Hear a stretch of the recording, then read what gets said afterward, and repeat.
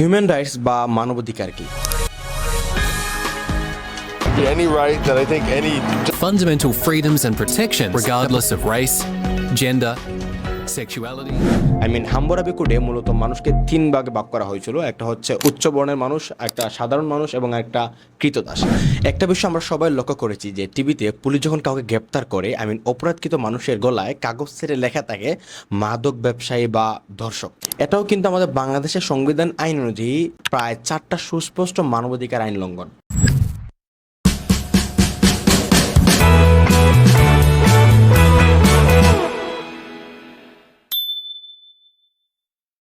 Assalamu alaikum everyone, you're watching Shoykot Book Nook and I'm Shahil. I'm Shoykot to all this video. So today I'm going to talking about a book that is মানবাধিকার written by Asif Nazrul. Asif Nazrul আন্তর্জাতিক আইনে তিনি 1999 সালে PhD করেন London থেকে। এরপর Germany ও ইংল্যান্ডে কিছুদিন কাজ করেছেন পোস্ট ডক্টরাল ফেলো হিসেবে। 2 যুগের বেশি সময় ধরে ঢাকা বিশ্ববিদ্যালয়ে তিনি শিক্ষকতা করছেন। আসিফ নজরুল তিনি বর্তমানে বাংলাদেশের উপদেষ্টা পদে তিনি রয়েছেন এবং ওনার বেশ একটা নন ফিকশন বই আমার পড়া হয়েছে। তবে আজকে আমি কথা বলবো সেই মানবাধিকার নিয়ে। মানবাধিকার বিকাশে ব্যক্তি, সামাজিক, রাজনৈতিক আন্দোলনের বিভিন্ন মাত্রিক প্রভাব রয়েছে।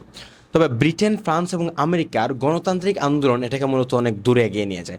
আমি যদি একটু গুছিয়ে বলি যে আমরা জানি যে একটা পর্যায়ে আমাদের উপর গণতন্ত্র ছিল না, রাজতন্ত্র ছিল, রাজা বাদশারাই মূলত আমাদের উপর তাদের প্রভাবটা খাটানো হইতো। তবে ব্রিটেনে ম্যাগনা কার্টায় 1215 সালের দিকে প্রথমবারের মতো একজন রাজার উপরে রাজার সীমাবদ্ধতার উপরে কিছু আরোপ করা হয়। তবে আপনি যেরকমভাবে ভাবতে চাই ঠিক এরকমভাবে এতে সাধারণ মানুষ বা প্রজাদের তেমন কোনো অধিকার বা তেমন কোনো লাভ হয় নাই। আমরা যদি আরেকটু পিছনে যাই যে মানবাধিকার ধারণার একটা সুস্পষ্ট রূপ প্রথমে হাম্মুরাবি কোডে পাওয়া যায়। এখন প্রশ্নটা মূলত হাম্মুরাবি কোড জিনিসটা আসলে কি?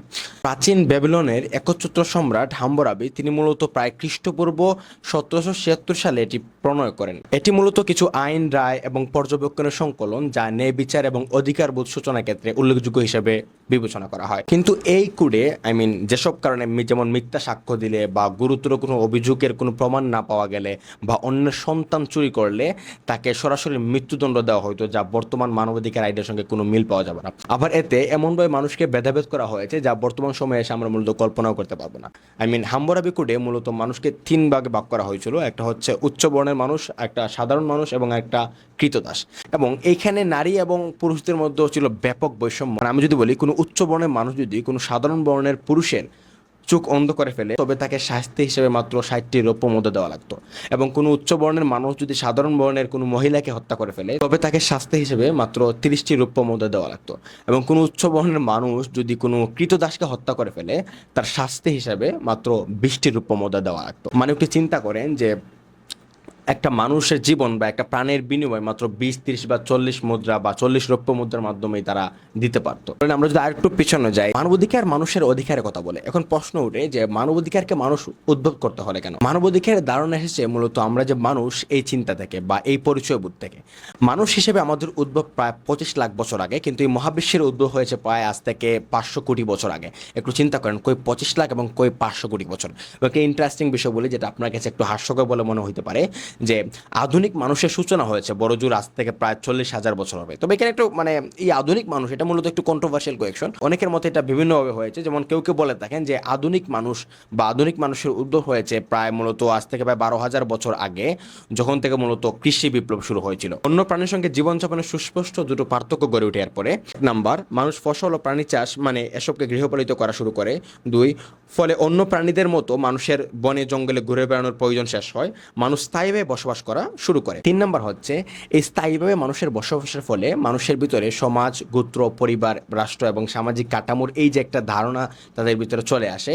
এরপর থেকে আস্তে আস্তে মূলত মানুষের অধিকারের কথা তাদের মাথায় আসে। তারপর এরকমভাবে মূলত মানবাধিকারের সৃষ্টি হয়েছে। মানবাধিকার বিষয়টা সর্বজনীন, তবে এটা সীমাহীন নয়। আমি যদি বলি যে মানবাধিকারকে মূলত 2 ভাগে ভাগ করা হয়েছে। এক হচ্ছে নাগরিক ও রাজনৈতিক অধিকার এবং একটা হচ্ছে সামাজিক এবং অর্থনৈতিক অধিকার। সামাজিক এবং অর্থনৈতিক অধিকারটা আমি যদি একটু গুছিয়ে বলি যে একজন সদস্য হিসেবে মানুষের জীবন ধারণের মৌলিক প্রয়োজনগুলোর কথা বলা হয়েছে, যে অন্ন, বস্ত্র, বাসস্থান, শিক্ষা, স্বাস্থ্যসেবা এবং সামাজিক নিরাপত্তার কথা বলা হয়েছে। আমি যদি ওভারঅল বলি যে আপনি যদি মানবাধিকার নিয়ে আপনার একটু বেসিক ধারণা আপনি নিতে চান বা মানবাধিকার কি, বাংলাদেশের নিম্ন শ্রেণী থেকে সকল শ্রেণী মানুষ এই মানবাধিকার কীভাবে দেখে বা মানবাধিকার লঙ্ঘনের ফলে কীরকম শাস্তিও হতে পারে বা কীরকম শাস্তি হওয়া উচিত ছিল বা আমাদের বাংলাদেশ প্রিভিয়াস সরকার বা বর্তমান সরকার এই মানবাধিকার জিনিসটাকে তারা কীভাবে দেখছে বা কীভাবে ডিলিং করছে, এই বিষয়গুলো যদি আপনি জানতে চান, বুঝতে চান বা একটা বেসিক ধারণা নিতে চান, সো আপনি আসিফ নজরুলের লেখা এই মানবাধিকার বইটা পড়তে পারেন, যেটা আমার কাছে ইন্টারেস্টিং এবং গুরুত্বপূর্ণ বলে মনে হয়েছে।